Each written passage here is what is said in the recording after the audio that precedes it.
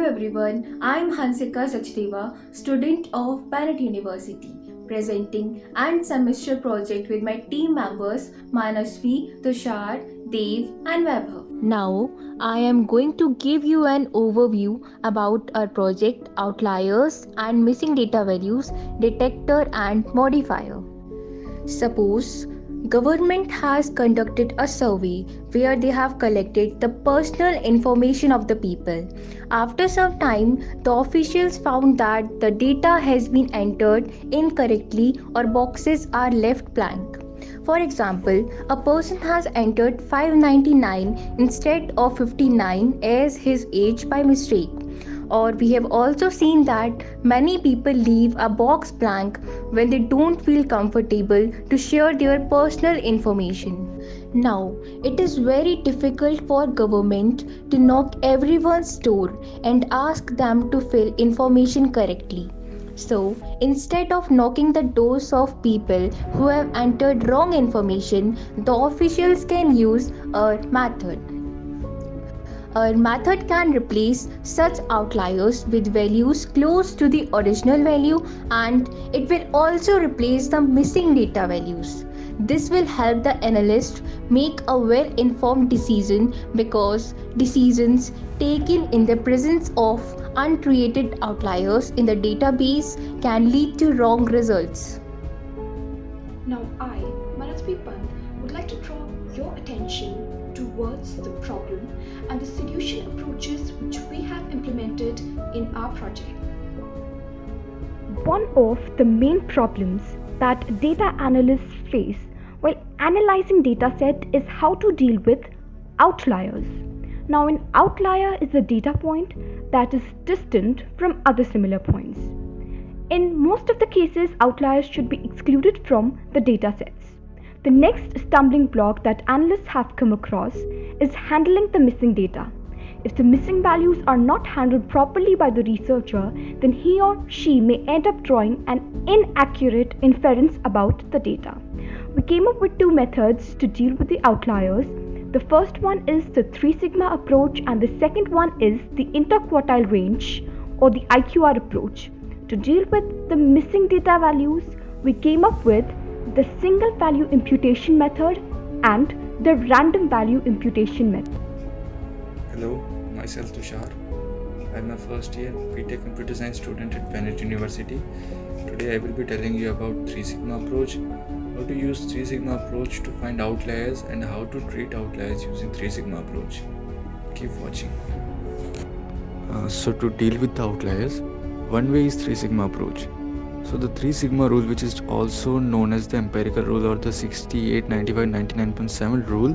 So basically this rule states that if we are given a normal distribution as shown here, then it is statistically proven that 68% of the data or observation will fall between plus minus 1 times standard deviation of the mean.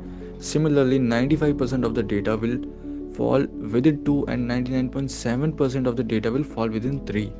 So let's talk about the procedure.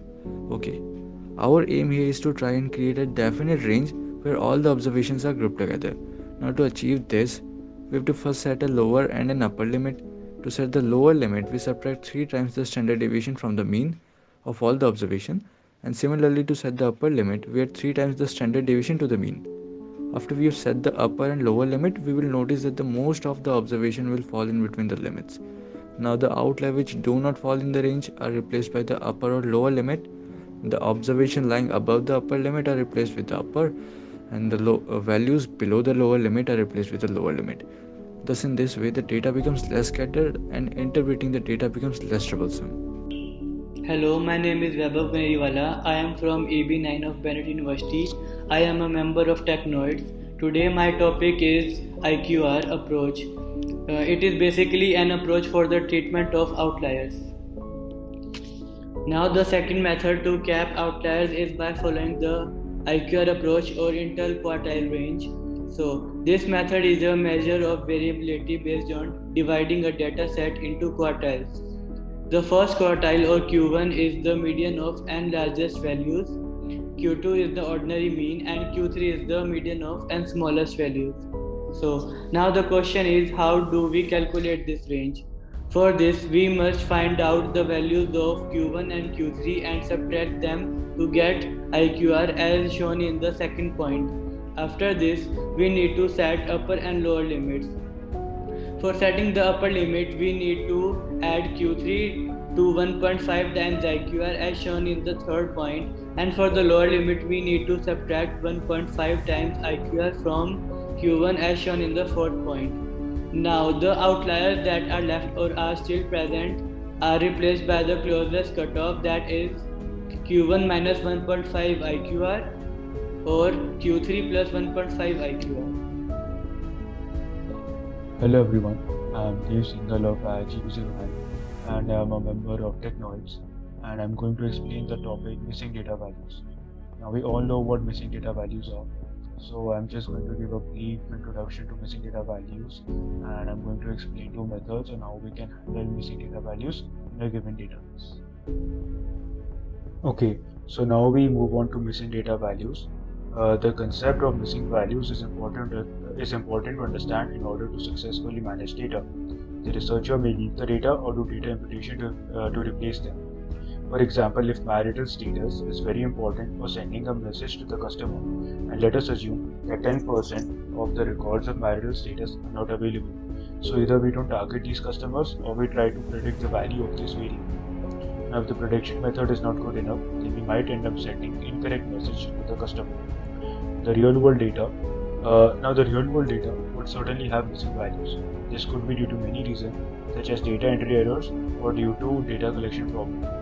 Irrespective of the reason, it is important to handle missing data values, because any statistical result based on a dataset with non-random missing values could be biased. So the first method is the single value imputation method, where we first observe what kind of observations we are dealing with. If the observation is continuous, then we impute the missing values with the mean of the observations, and if the observations are discrete, then we impute them by the median of the observations, or if the data is categorical, then we impute them by the mode of the observations. And the second method is the random value imputation method, where we first divide the entire dataset into 10 or 20 groups. Then we find a representative from each group, and the representative could either be a median or a mean depending on the type of observations. And then each time we encounter a missing value, we randomly fill the representatives. Thank you. Now, I would like to draw your attention towards the application and usefulness of our project. Outlier analysis has a wide variety of applications in the financial industry, quality control, fault diagnosis, intrusion detections, web analytics, and medical diagnosis. A separate analysis is possible using the outliers as well. We know that missing data occurs in almost all research and presents various problems. Our project provides different ways to deal with such anomalies so as to prevent inconsistent values in datasets. We very well know that the lost data can cause bias in the estimation of parameters and could reduce the representativeness of the samples. So our project has come up with a way to reduce such problems. In order to prevent all these problems, our project proposes different approaches to impute the missing data values and for the identification and modification of the outliers.